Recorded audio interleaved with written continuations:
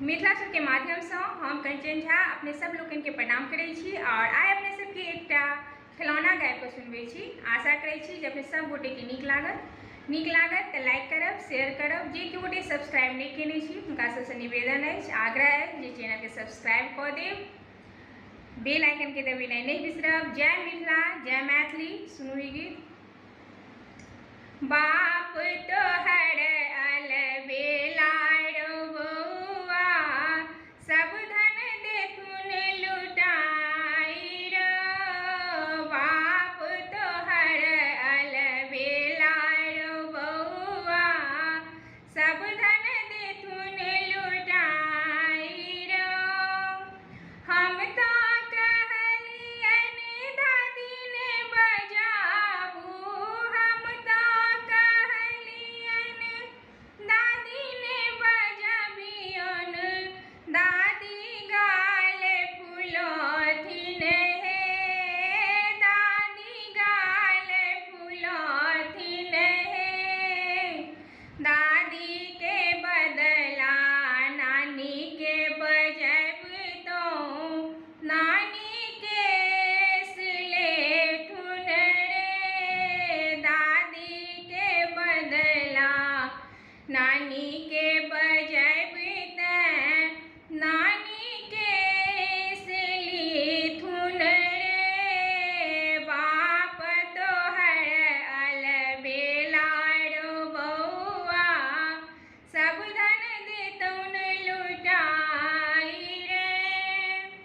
हम तो कहलियन चाची ने बजाबी है, हम तो कहलियन चाची ने बजाबी है। फुसुर फुसुर खाली करथुन रे, फुसुर फुसुर बस करथुन रे।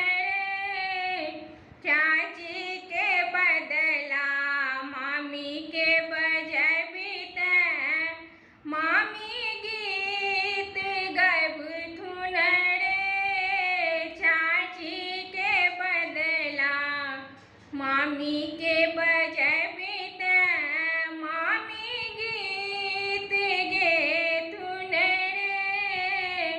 बाप तोहर अलबेला रो बउआ, सब धन देथुन लुटाई रो। हम तो कहलियो बेसी ने बजाबी है, हम तो कहलियन बेसी ने बजाबी है। बेसी चुगली करथुन रे, बेसी चुगली करथुन रे।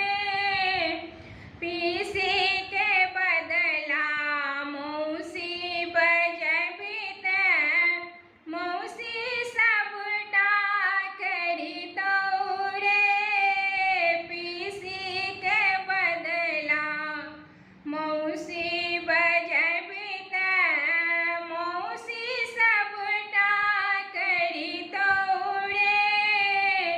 बाप तोहर अलबेला रे बउआ, सब धन देतौ लुटाई रे। बाप तोहर अलबेला रे बउआ, सब धन देतौ लुटाई रे। बहुत बहुत धन्यवाद अपने सब गोटे के।